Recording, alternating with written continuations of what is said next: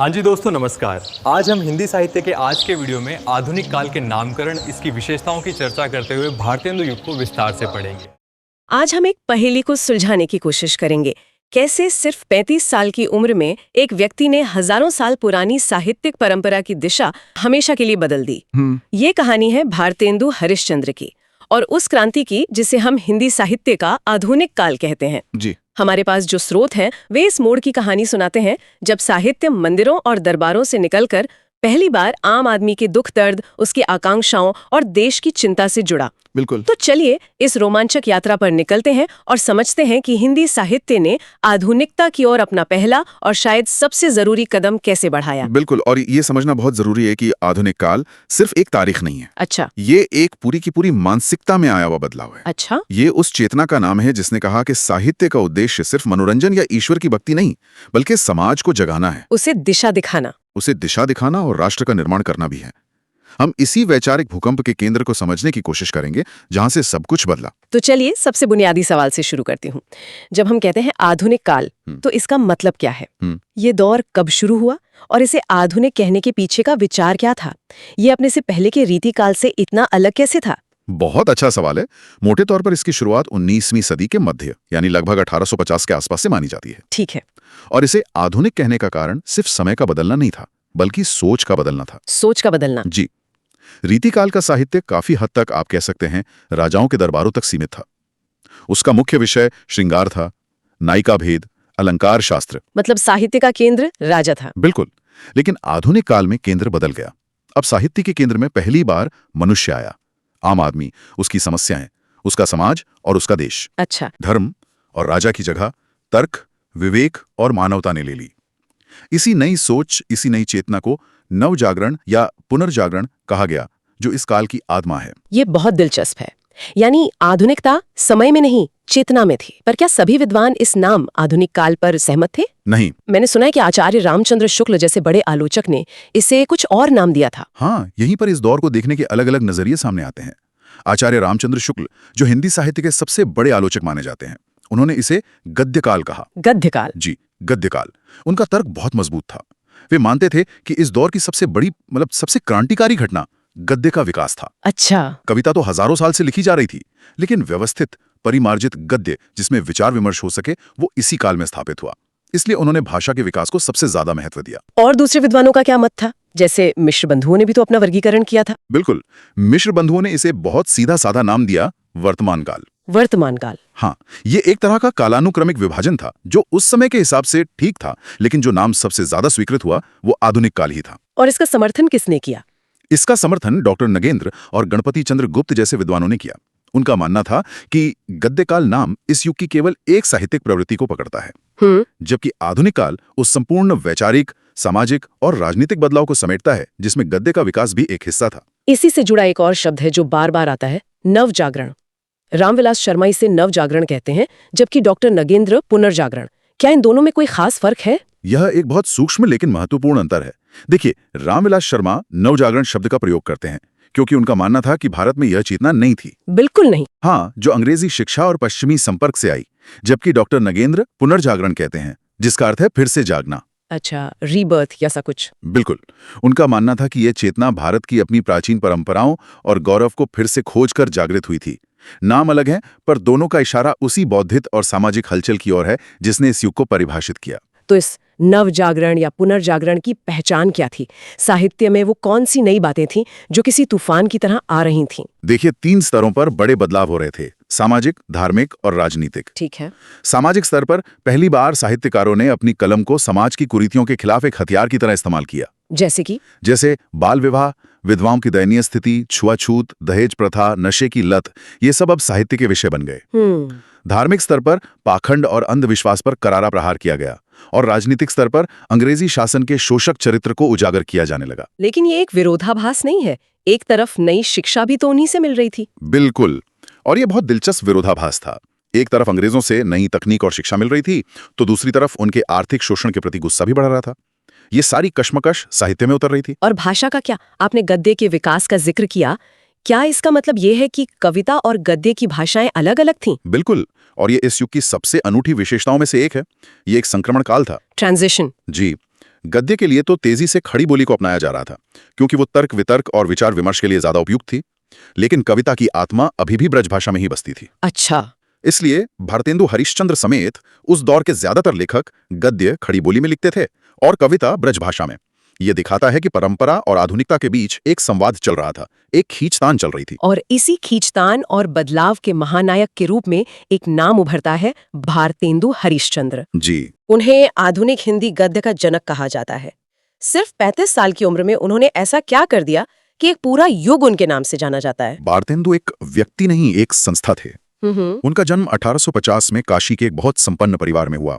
पैसा, प्रतिष्ठा, सब कुछ था, लेकिन उनके अंदर देश और समाज के लिए एक आग थी। उन्हें आधुनिक गद्य का जनक कहने का एक बहुत ठोस कारण है। उनसे पहले खड़ी बोली गद्य की कोई एक निश्चित शैली नहीं थी। मतलब सब अपने अपने तरीके से लिख रहे थे। हाँ, एक तरफ राजा शिव प्रसाद सितारे हिंद थे, जिनकी भाषा में अरबी फारसी के शब्द बहुत ज्यादा थे, जो आम लोगों के लिए मुश्किल थी। दूसरी तरफ राजा लक्ष्मण सिंह थे, जिनकी भाषा बहुत ज्यादा संस्कृतनिष्ठ थी, वो भी आम बोलचाल से दूर थी। तो भारतेंदु ने एक बीच का रास्ता निकाला। उन्होंने सिर्फ बीच का रास्ता नहीं निकाला, उन्होंने एक लोकतांत्रिक रास्ता बनाया। लोकतांत्रिक रास्ता, ये बहुत दिलचस्प है। ये सिर्फ भाषा का सवाल नहीं था, ये पहचान का सवाल था। ओके। एक तरफ फारसी थी, जो सत्ता की भाषा थी, दूसरी तरफ संस्कृत, जो पांडित्य की भाषा थी। भारतेंदु ने कहा कि आम आदमी की भाषा इन दोनों के बीच में है। अच्छा। उन्होंने हिंदी को सिर्फ शुद्ध नहीं बनाया, बल्कि उसे लोकतांत्रिक बनाया। उन्होंने ऐसी भाषा गढ़ी जो सहज हो, जिसमें जिंदा दिली हो और जो हर किसी की समझ में आए। यही उनका सबसे बड़ा योगदान था, वैचारिक स्तर पर। हाँ। इसीलिए उन्हें उस युग का वैतालिक कहा गया, यानी सुबह सुबह गीत गाकर जगाने वाला।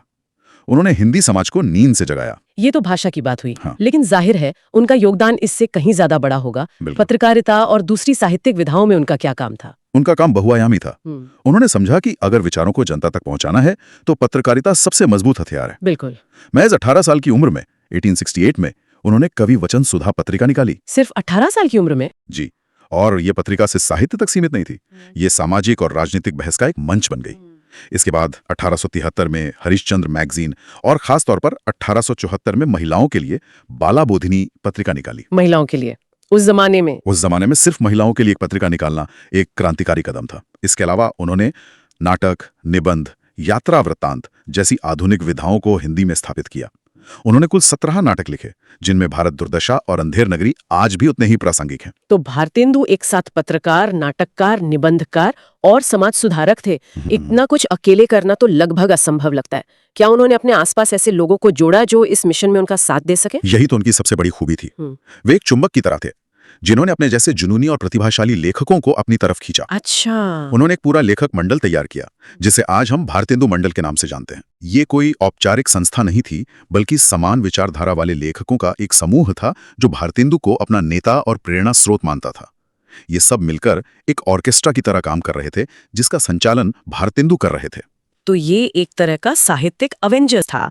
मुझे इन किरदारों के बारे में और जानना है। कौन थे इस मंडल के सुपरस्टार? अवेंजर्स कहना बिल्कुल सही होगा। इस मंडल के 2 सबसे मजबूत स्तंभ थे, बालकृष्ण भट्ट और प्रताप नारायण मिश्र। अच्छा। आचार्य शुक्ल ने बालकृष्ण भट्ट को हिंदी का स्टील कहा है, और यूं ही नहीं कहा। भट्ट जी के लेखन में एक मजबूती, एक दृढ़ता थी। वे इलाहाबाद से हिंदी प्रदीप पत्रिका निकालते थे और सामाजिक कुरीतियों पर बिना झुके, बिना किसी लाग लपेट के सीधा प्रहार करते थे। उनकी भाषा में एक अक्खड़पन था जो उस समय की जरूरत थी। और प्रताप नारायण मिश्र, उन्हें शुक्ल जी ने हिंदी का एडिसन कहा है। इसके पीछे क्या कारण था? प्रताप नारायण मिश्र एडिसन इसलिए थे क्योंकि उनमें गजब की मौलिकता, ऊर्जा और हास्य विनोद का भाव था। अच्छा। वे कानपुर से ब्राह्मण पत्रिका निकालते थे। वे इतने तरह के विषयों पर लिखते थे, मानो उनके दिमाग में विचारों का एक बल्ब हमेशा जलता रहता हो।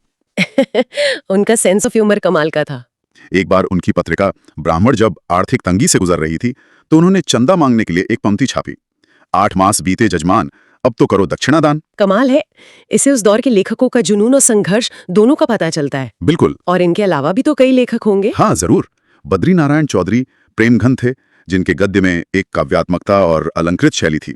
वे आनंद कादम्बिनी पत्रिका निकालते थे। ठाकुर जगमोहन सिंह थे, जिन्होंने प्रकृति के सौंदर्य को गद्य में उतारा। उनकी शैली में एक खास तरह का रोमांस था। अंबिका दत्त व्यास जैसे लेखक भी थे। तो सबकी अपनी अपनी खासियत थी। जी। इस मंडल की खूबी ये थी कि सबने अपनी अपनी ताकत को पहचाना।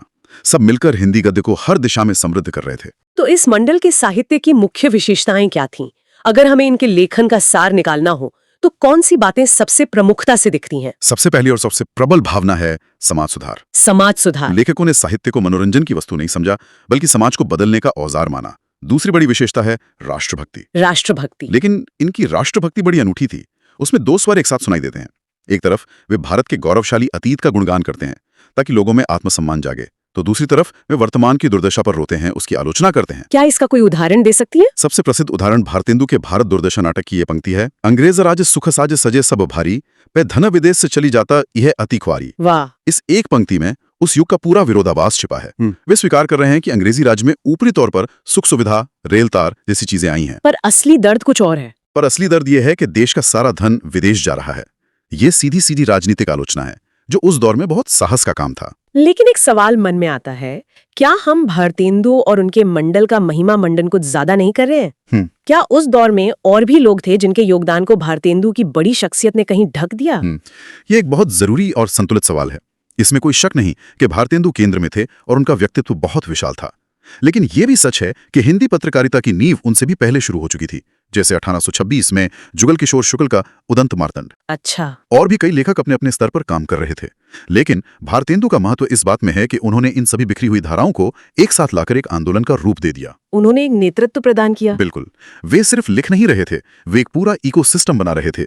लेखकों को जोड़ रहे थे, पत्रिकाएं निकाल रहे थे, नाटक मंडलियां बना रहे थे।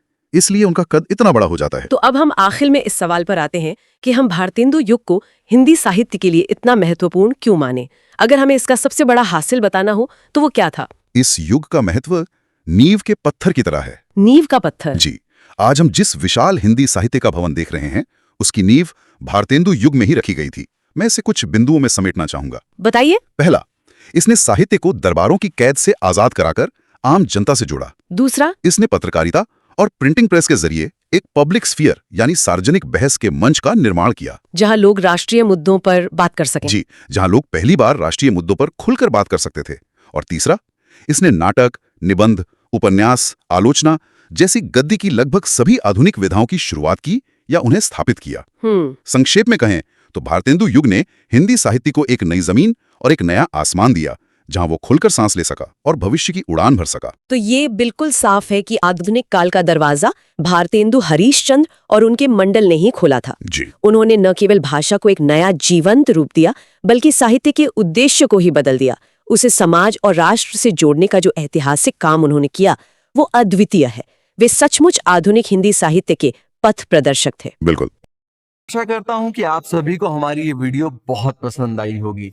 ऐसी ही साहित्य से जुड़ी हुई एजुकेशनल वीडियो देखने के लिए आपके अपने मीणा जी एजुकेशन यूट्यूब चैनल को सब्सक्राइब करें।